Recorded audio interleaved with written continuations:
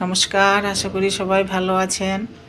কাল রাতের কিছু ভাত ছিল, তা দিয়ে আমি একটি সিম্পল রেসিপি শেয়ার করছি। তার জন্য আমি একটা আলু কুচিয়ে নিলাম, আলুটা নুন হলুদ দিয়ে ভেজে উঠিয়ে নিলাম। তারপর কড়াইতে তেল দিয়ে গাজর কুচানো, টমেটো কুচানো, লঙ্কা কুচি দিয়ে একসাথে নেড়ে চেড়ে ভেজে উঠিয়ে নিলাম।